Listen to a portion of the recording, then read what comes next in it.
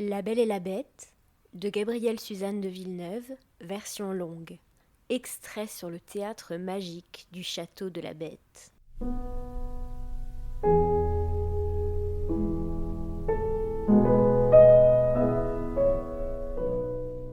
La Belle porta ses pas dans un grand salon qu'elle n'avait vu qu'une fois.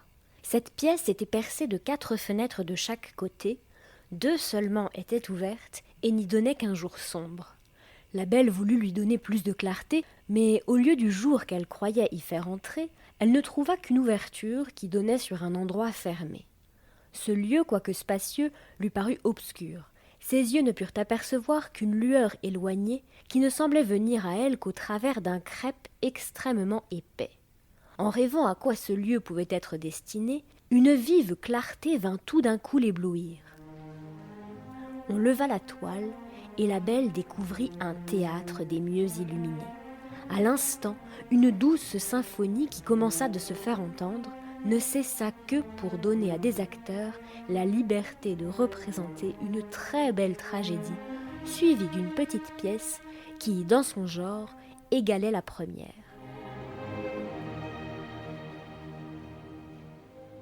La Belle aimait les spectacles. C'était le seul plaisir qu'en quittant la ville, elle eût regretté.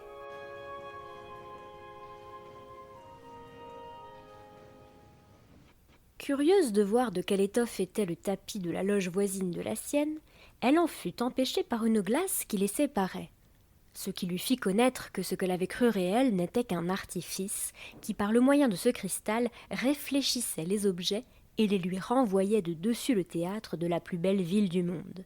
C'est le chef-d'œuvre de l'optique de faire réverbérer de si loin. Après la comédie, elle demeura quelque temps dans sa loge pour voir sortir le beau monde. L'obscurité qui se répandit dans ce lieu l'obligea de porter ailleurs ses réflexions. Contente de cette découverte dont elle se promettait de faire un usage fréquent, elle descendit dans les jardins.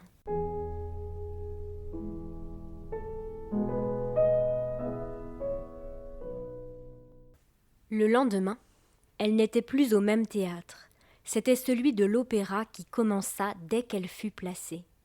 Le spectacle était magnifique et les spectateurs ne l'étaient pas moins. Les glaces lui représentaient distinctement jusqu'au plus petit habillement du parterre. Ravie de voir des figures humaines, dont plusieurs étaient de sa connaissance, c'eût été pour elle un grand plaisir de leur parler et de s'en faire entendre. Plus satisfaite de cette journée que de la précédente, le reste fut semblable à ce qui s'était passé depuis qu'elle était dans ce palais. La Bête vint le soir. Après sa visite, elle se retira comme à l'ordinaire. La nuit fut pareille aux autres, je veux dire remplie de songes agréables.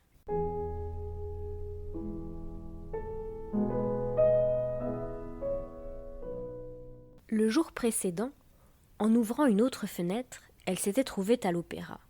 Pour diversifier ses amusements, elle en ouvrit une 3e qui lui procura les plaisirs de la foire Saint-Germain, bien plus brillante alors qu'elle ne l'est aujourd'hui. Mais comme ce n'était pas l'heure où la bonne compagnie se présentait, elle eut le temps de tout voir et de tout examiner. Elle y vit les curiosités les plus rares, les productions extraordinaires de la nature, les ouvrages de l'art. Les plus petites bagatelles lui tombèrent sous les yeux.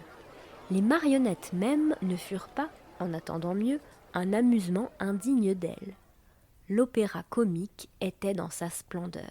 La Belle en fut très contente.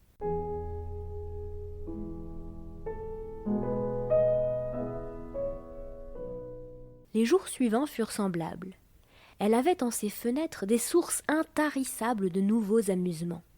Les 3 autres lui donnaient, l'une le plaisir de la comédie italienne, l'autre celui de la vue des Tuileries où se rend tout ce que l'Europe a de personnes plus distinguées et des mieux faites dans les 2 sexes.